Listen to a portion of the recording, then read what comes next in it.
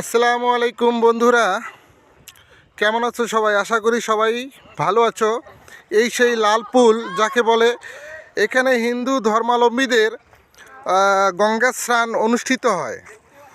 এই যে জলাশয়টা দেখতে পাচ্ছেন, এই জলাশয়ের মধ্যেই হিন্দু ধর্মাবলম্বীরা তারা গঙ্গা স্নান করে এবং তারা বিশ্বাস করে যে এই পানিতে স্নান করলে নাকি তাদের পাপ মোচন হয়।